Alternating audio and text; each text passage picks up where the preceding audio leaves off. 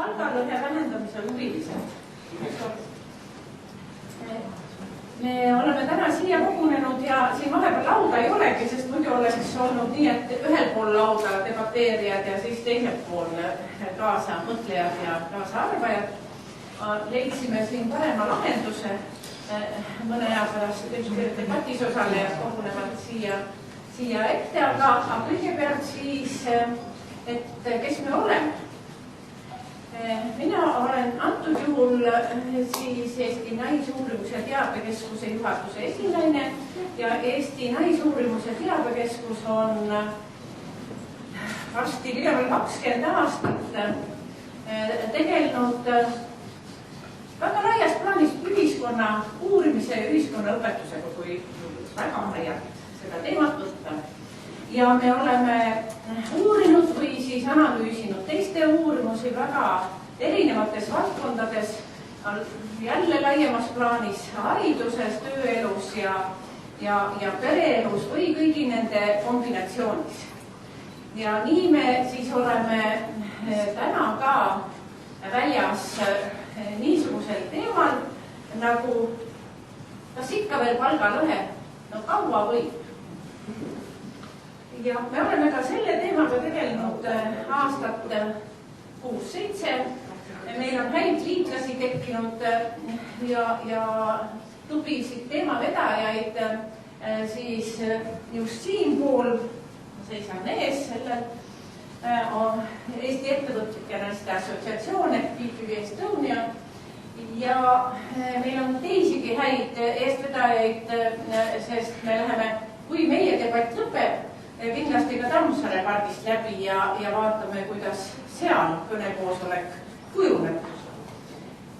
Ja me oleme siis teinud arutelusid palgalõhe teemal erinevatel aastatel, erinevatel teemadel ja tegelikult iga aastaga hakkab see teemade ring natukene selginema, millest kõik need asjad koosnevad ja miks meil on palgalõhe ja mis valdkondades ta nagu selgemini esile tuleb. Nii. Tere ka minu poolt. Mina esindan siin täna siis Eesti Ettevõtlike Naiste Assotsiatsiooni, mille president ma hetkel olen. Ja meie liitusime kampaaniaga 2010. aastal, nii et see aasta on siis 6. aasta. Aga ma loeksin teile ühe väikese tsitaadi, mis on pärineb aastast 2014, mis on veidikene brutaalne, aga see tsitaat käivitas mind umbes 6 aastat tagasi selle kampaaniaga liituma. Üks kodanik kirjutab naiste kohta. Teate mis? Ärge virisege ja tehke töö, siis tuleb ka raha. Näiteks vaadake, miks surevad Eesti mehed nii varakult. Miks nad nii tihti jooma hakkavad? Sest neil tuleb kõvasti pingelist tööd teha, kuna kodus naine nõuab kõva raha teenimist, mida ta ise teenida ei viitsi või ei suuda. Küll mitte nii agressiivsel moel, aga 6 aastat tagasi kõnetas mind just see mõte, kui palgalõhe oli meie jaoks mingi võõrsõna ja kuna ma ise ei ole ka sellega isiklikus elus kokku puutunud, kuna on erafirma, perefirma, pliiats on minu käes, siis isiklik kogemus puudub, aga kui ma kuulsin kuskilt meediast sellist mõtet, et mehed võtavad vastutust. Mehed on suure surve all ja suure pinge all, sest tõesti, stereotüübid on, et mees peab raha koju tooma, ehk mammuti koopasse tassima. Ja siis ma hakkasin selle üle mõtlema sellisest vaatepunktist, et elus on tasakaal, pooled on mehed, pooled on naised ja minu kodus pärineb küll uskumus, et võtab vastutust see, kellel on parasjagu võimalus, kellel on õnne või on teinud lihtsalt paremad valikud ja sellel perioodil võtab siis vastutust mees või naine, vahet pole, peaasi, kui ta toob raha koju. Ja sellest mõttes lähtudes on täpselt naistel õigus küsida samasugune palka nagu meestel, sest peret peab toitma see, kellel on võimalus. Aitäh! Nii. Ja sellega me siis alustame tänast debati õhtupoolikut. Juhatuseks oleme palunud siis ministeeriumist Marju Raju, kes on väga hea analüütik ja kes on sellesse teemasse tegelikult väga põhjalikult süüvinud, kuigi meil täna pole talle teab kui palju aega. Nii, aitäh kena sissejuhatuse eest. Täna on siis see päev, kus me räägime Eestis soolisest palgalõhest ja üldse töötasudest ja tööde väärtustamisest. Red pakkus välja, et kui ettekanne on siis kanda pealkirja, mida näitab statistikaanalüüs täna, et analüütikuna ikkagi pigem tunne, et statistikaanalüüs paljusid asju meil ikka veel ei näita ja võib-olla päris kõike, mis seda palgalõhet Eestis põhjustab ja alal hoiab, ei saagi väga objektiivselt muuta. Seda slaidi te olete täna näinud. See on siis Eurostati arvestatud soolise palgalõhe indikaator, millele täna kõik Euroopa liikmesriigid üsna tribuvase joonisega. Aga ma tahan tähelepanu juhtida sellele, et Euroopa Liidu riiklikku võiks jagada selliseks 4 rühma, ütleme, et on siis kõigepealt riigikus siis sooline palgaerinevus on alla 10%, siis on keskmised riigitustasud 10–15% kandis, siis on 20% palgaerinevused riigid ja siis on Eesti moodustades täiesti omaette kategooria, sest 10% erinevus on statistiliselt mitte niivõrd suur erinevus, et mina olen kuidagi palju kokku näiteks Austriaga, kus on ka võrre palgalõhe, nende kõige palgalõhe.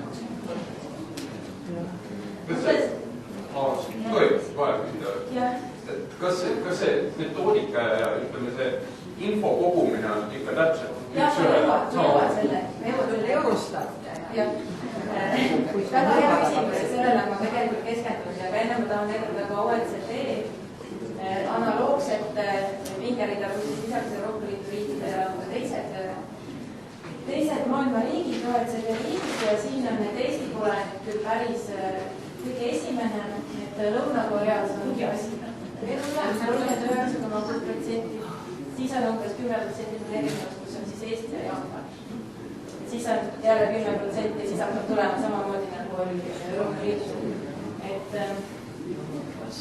Et nüüd oleks tõesti, on tegelikult väga õigustatud küsimus see, mis juba saalis tõestis on see, et alustusel riiki tegelikult võrreldakse soolise palgalõhe indikaatoriga ja olulisem on veel, mis siis võrdlusevad välja. No see võib tekitada segadust, et kõik on teinud 2 slaidi, et Euroopa riikide võrdlused ja mis nagu ei kahtlema selles. Aga ma tahaks teile tutvustada, hääldada meie pead segamini natukene ja tutvustadagi erinevaid metoodikaid palgalõhe arvutamisel. Eurostati indikaator, mis annab meile soolise palgalõhe väärtusele 29,9% ja arvutatakse töötasu struktuuri uuringu pealt. See on üle Euroopa Liidu valimiuuring, kuhu siis satuvad ettevõtted. Iga ettevõte saab siis oktoobrikuus väga detailse ankeedi, mida ta peaks täitma iga oma töötaja kohta, mida töötund tegi, palju ta palka sellest sai. Mida tasub tähele panna?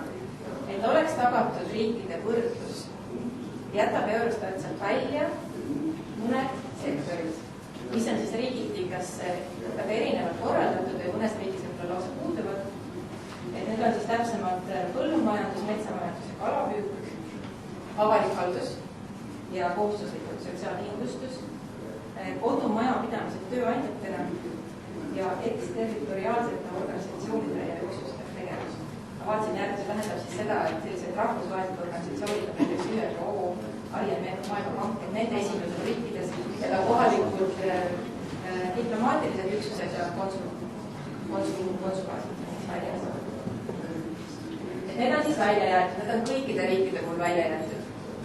Ehk siis tegelikult Eurostat võrdleb seda, mis on tõesti võrreldav. Ja see on ka väga korrektne nende poolt.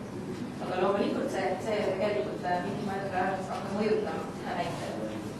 Mis on siis selle indikaatori pluss ongi see, et see on tegelikult ainult selline indikaator, kui me tahame sellest pingerida teha, riikide vahet, kui me arvame, et see meil on mingisugune oluline, siis me saame kasutada Eurostati näitajaid. Aga miinused, et täpselt nii üldine, nagu see joonisel oli, et ega me sealt detailselt seda infot ei saa. analüütikuna toon ka tähelepanu, et isegi veapiire Eurostat ei avalda, et kui me näeme, et see on mõnes riigis Maltale, kus on palgalõhe väga väike, et tegelikult ei tea neid veapiire. Statistiliselt mõttes ei tea, kus on seda. Kui me nüüd paneme juurde kõik need sektorid, ja siis alla 10 töötajaga ettevõtted, siis need ei ole väga levinud Eestis Euroopa Liidu riikides, aga Eestis loomulikult te teate, et meie tööturg on suures osas koosnebki just väike. Nii, kui me nüüd võtame kõik need asjad sisse, mis ma ette lugesin, mis Eurostat jätab välja ja arutame uuesti soolise palgalõhe, siis on erinevus kuskil 5%. Tuleb 24,8%. Ja see on siis näitaja, mida te leiate ka Statistikaameti avalikust andmebaasist. Ja see juba võimaldab siis ka detailsemaid analüüsi teha Eestis sektorite kohta. Aga on ka sellel meetodil oma miinused, esiteks rahvusvahelist võrdlust teha ei saa. Et seda kohta 4,8% me ei saa rääkida teiste riikide võrdluses, sest see võtab sisse andmed, mida teiste riikide puhul ei vaadata. Ja ka ei ole piisavalt olulisi taustatunnuseid juures. Et see analüüsi saab natuke juba teha sügavamalt, aga ta jääb ikkagi küllalt hinnapealseks. Et on nagu keeruline ikkagi väga konkreetseid ettepanekuid teha. Sest igal juhul tegemist, nagu öeldakse, kohandamata sooline palgalõhe unadjusted. See tähendab, et siis tõesti võetakse sisse sektorid, kõik ametialad, kõik. Et seal ei tehta mingit erisust. Et seal tõesti võrreldakse kõikide naistöötajate keskmise palka ja kõikide meestöötajate. Et ta ongi selline üldistatud. Ja sellise üldistamisega soovitan ka meeles pidada seda, mis asi on keskmine. Kõik teavad, mida keskmine näitaja tähendab, aga alati, kui sellised suured indikaatorid välja keerulised, hästi seal kiusatud hakata ennast võrdlema, hakata ennast otsima keskmiselt või otsida, et kas ma tean kedagi. Aga et siis, kui me räägime keskmistest, siis õnneks enam pooltel on asi kõik parem. Ja samas on palju inimesi, kellel võib veel hullem olukord olla. Aga see keskmise näite pealt kunagi tegelikult ei saa tagasi üksikisiku tasandil, et seda tasub meeles pidada. Et see on selline üldistav näitaja. Tahan teile rääkida ühest heast asjast. Nimelt on Statistikaamet läbi viimas väga suuremahulist projekti soolise palgalõhe statistika kogumise paremaks läbiviimiseks Eestis. Teevad seda tänu Sotsiaalministeeriumi palvele ja tänu Norra Kuningriigi rahastusele ja aasta lõpuks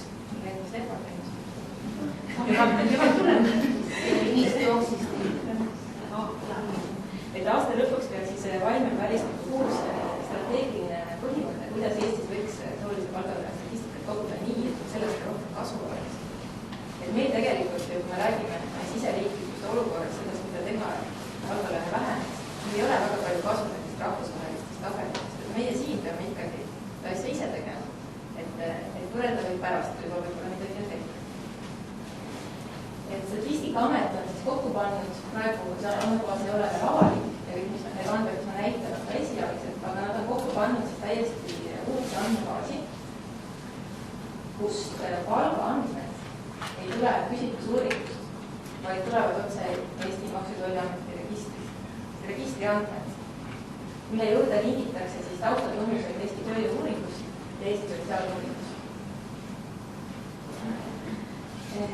Lisaks palgaandmed on veel detailsemad selles osas, nad kirjeldavad natuke paremini kui reaalsed olukorda. Lisaks siis palgatöötajate andmetele võetakse juurde ka juhatuse liikmete tasud ja nende inimeste tasud, kes töötavad siis töölepingul või tulemuslepingul alusel.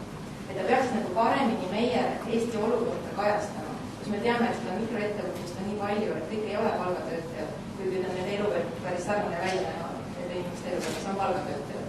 Et nad käivad ka samamoodi iga päev tööle, teevad neid töötunde, aga see on jälle mingis statistikas lihtsalt ei kajastu, kuna nad on teise seaduse alusel tööle. Et siis sellel andmebaasil on minul analüütikul väga suured lootused ja ma loodan, et see saab valmis kenasti ja regulaarselt kodub meil üles ja pakub meile võimalusi tõesti detailselt vaadata. Ja natuke piilume siis koos sisse andmebaasi ja vaatame, mis tulemusi saab. Kõik andmed, mis ma teile näitan, on 2013 kohta. Et see on ka soolise palgalõhe statistika üks aasta 2015 ja me räägime sellest, mis toimus 2013, aga värskemad andmed on väga märgavast. Et kõik need slaidid, mis tulevad selle andmebaasi pealt. Et nagu siis oli näha, et sealt tuleb palgalõhe madalalt, tuleb 22,5% keskmine palgalõhe. aga mida sellest keskmisest ikka, et võtame detailsemalt asjad, et võtame siis tegevusala järgi. Erinevates sektorites on olukord märkimisväärselt erinev palgalõhest. Nagu te näete, siis on sektoreid, kus palgalõhe on tõesti isegi alla 5%, teadusalavutus 4,5%, seda on ka vist varem juba välja toodud, et see on üks valdkond, kus palgalõhe on väike. Samas finantskindlustustegevus ulatudes üle 45%. Et juba kui vaadata nagu sellist slaidi, et te näete, et see keskmine tegelikult ongi keskmine, sellega pole midagi teha, kui me tahame nagu täpsemalt teada, mis toimub sektorites. Näiteks sektor, mida peetakse üldiselt nagu naiste alaks, haridussektor. Üsna kõrge soolne palgalõhe 29,6%. Ehitussektor. Et siin muidugi tasub nagu alati juurde vaadata seda, et palju mõni naisi kuskil töötab, aga just, et ka selliseid üllatajaid on sees, et sektorid, mis peaks nagu olema siis nagu naiste võimukantsid, et ka seal õnnestub ikkagi see palgalõhe kuidagi õnnestub juhtuda. Ametialade järgi, siin on nüüd ametialad 8 jagatud klassifikatsiooni järgi. Ja ma tunnistan, et seega ei ole võib-olla piisavalt detailne, aga siiski. Et täna on ju palgalõhe teema olnud õhus hommikust peale ja debatid ja küsimused ja intervjuud ja see, mis nagu ma arvan, et tänases debatis tõstatub see, et aga naised, miks te siis ei küsi palka juurde? Noh, tuletan meelde, et palga läbirääkimine asjana iseenesest ei ole sugugi igale ametikohale omane asi. Et kui me räägime juhtidest, kelle puhul palgalõhe tõesti kõige suurem, 31,6%, siis arvan tõesti, et juhtidel on võimalik tööintervjuu käigus ka palgateema tõstatada ja küsida nii palju, kui nad siis arvavad väärtama.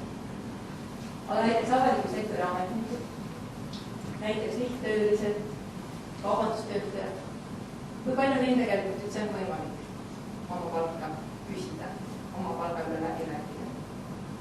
Ehk siis ka igasuguste soovituste puhul siis tuleb seda ka sihitada samamoodi, et kellele mingisuguseid sõnumeid edasi anda. Et sellele tasuks mõelda, et ei ole nagu mõtet nagu sellise laia teerulliga sõita, et see võib nagu mõjuda üsna valusalt tegelikult. Et mina olen töötanud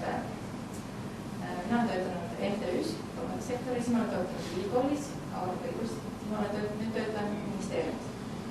Ja minul ei ole mitte kordagi olnud võimalik oma palgaga läbi rääkida. Tihtipeale see kord palk on töökuulutuses kirjas, et palk on selline. Ja siis kellel või siis üllatab näha, kuidas siis ikkagi palgalõhe tekib. Siin nüüd tasub siis vaadata, et mida siis pärast tuleb veel üks slaid juhtimise kohta. Aga kõigepealt on veel üks struktuurne tegur, need tööturud on siis ettevõtte omandikord. Et võib-olla meil on nagu müüt, et mis välismaalt tuleb, on parem ja hea.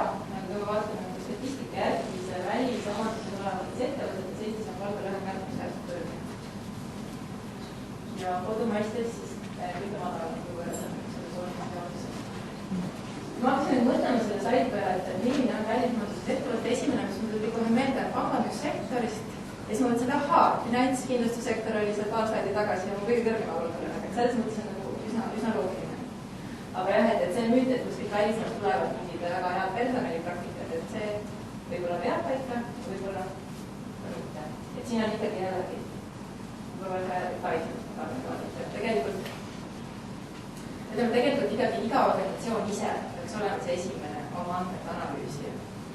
Et sellise üldistatud statistilisse andmebaasi jõuavad sellised suured näitajad, aga tegelikult iga organisatsioon ise saaks oma ametikohti võib-olla niimoodi õiglaselt võrrelda. Et tõesti vaadata mitte ainult ameti nimetuse järgi, vaid ka tööülesannete järgi. Kas midagi seal on? Nii, see on juhtimisülesannete järgi, et paar slaidi tagasi oli siis nagu juhtide palgalõhe. Aga siin on siis andmebaasis küsitud, et olenemata sellest, mis inimene vastas oma nagu ameti nimetuseks, küsitud, kas teil ikkagi on juhtimiskohustusi, juhtimisülesandeid. See on nüüd nagu selle nagu täpsem, et võib-olla ameti nimetus ka alati, seal ei pruugi see juhtimine sisaldada, aga kui töö tegelikult teeb ka inimeste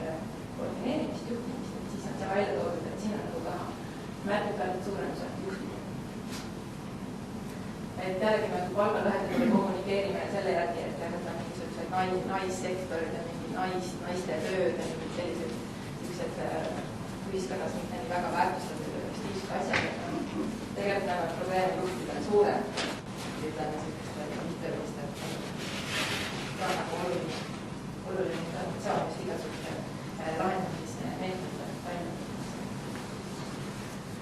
Vanuserühmad näitavad seda, et vanuserühmas 25–54 ehk siis perioodil, kus lisaks tööle võib olla seda lapsi saada ja pere luua, on palgalõhe.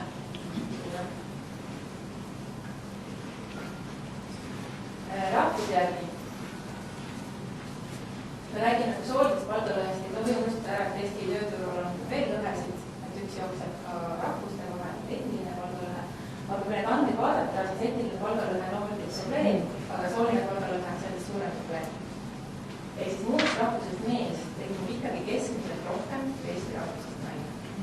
Et see pingerell on siis selline, et muust rahvusest naised keskmiselt kõige vähem, Eesti naised, muust rahvusest mehed, Eesti mehed.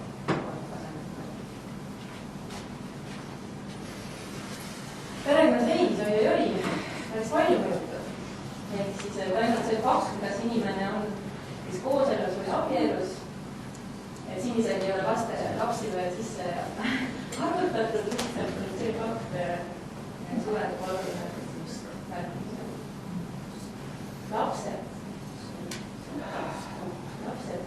et kui ei ole lapsi, kui võrrelda inimesi, kellel lapsi pole, siis nende palgal on 84%.